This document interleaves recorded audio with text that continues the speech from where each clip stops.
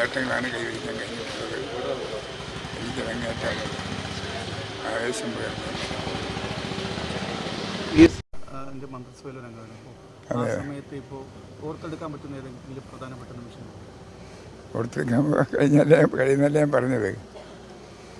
എല്ലാ ആഴ്ചയിലും ക്യാബിനറ്റ് കൂടുന്നതിന് മുമ്പ് പാർട്ടി ഫ്രാക്ഷൻ വിളിച്ചു കൂട്ടി ചർച്ച ചെയ്ത് അവിടെ എടുക്കുന്ന തീരുമാനം അദ്ദേഹം നടപ്പിലാക്കും. ഞങ്ങളുമെല്ലാം നടപ്പിലാക്കും.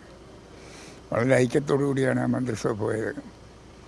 ഒരഭിപ്രായ വ്യത്യാസമില്ലാതെ വളരെ ഐക്യത്തോടു കൂടി ഒരുപാട് കാര്യങ്ങൾ ചെയ്യുകയും ചെയ്തു.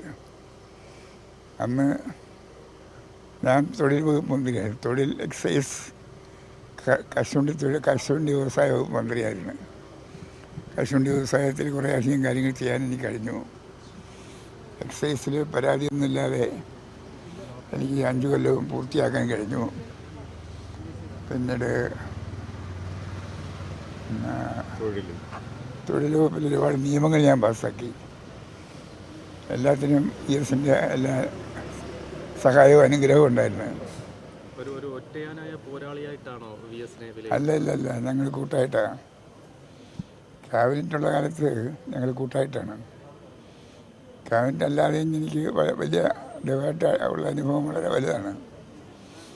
ഞാൻ പാർട്ടിയുടെ ജില്ലാ സെക്രട്ടറി ആയിരുന്ന സമയത്ത് കൊല്ലത്തെ പാർട്ടിയെ വളർത്തിക്കൊണ്ടുവരുന്ന കാര്യത്തിൽ അദ്ദേഹത്തിൻ്റെ സഹായം നിസ്സീമമായിരുന്നു. അന്ന് NS മരിച്ചതിന് ശേഷം VS ഞങ്ങളെ സഹായിക്കുന്നതിനും പാർട്ടിയെ ശക്തിപ്പെടുത്തുന്നതിനും വലിയ സംഭാവനയാണ് ചെയ്തിട്ടുള്ളത്.